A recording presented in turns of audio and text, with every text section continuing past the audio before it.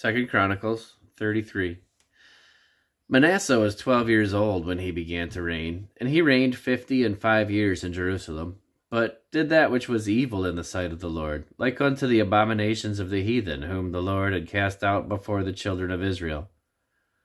For he built again the high places which Hezekiah his father had broken down, and he reared up altars for Baalim, and made groves, and worshipped all the host of heaven, and served them. Also he built altars in the house of the Lord, whereof the Lord had said, In Jerusalem shall my name be forever. And he built altars for all the host of heaven in the two courts of the house of the Lord. And he caused his children to pass through the fire in the valley of the son of Hinnom. The valley of the son of Hinnom.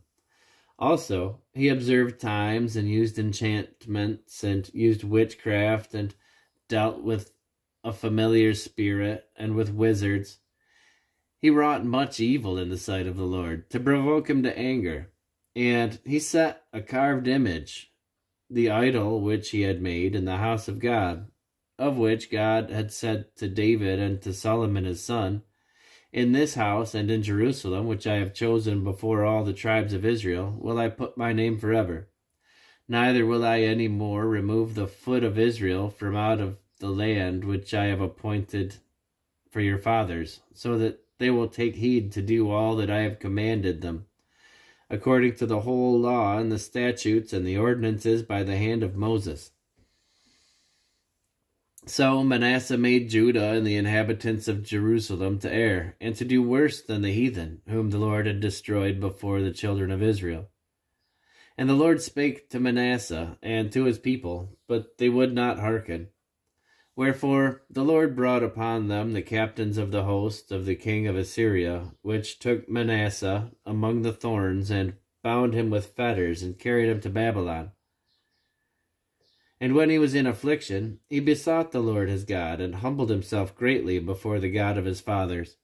And he prayed unto him, and he was entreated of him, and heard his supplication, and brought him again to Jerusalem into his kingdom.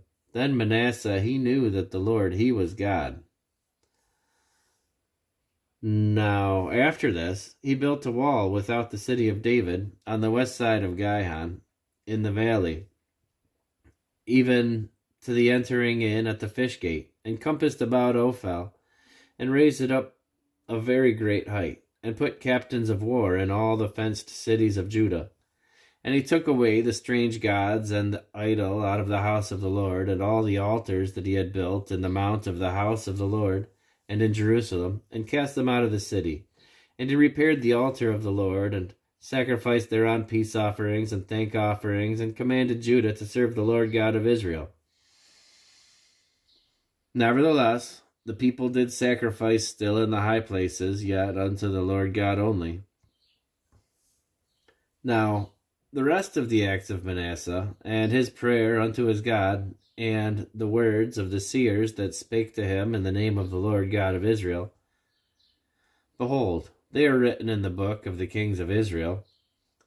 His prayer also, and how God was entreated of him, and all his sins, and his trespass, and the places wherein he built high places, and set up groves and graven images before he was humbled.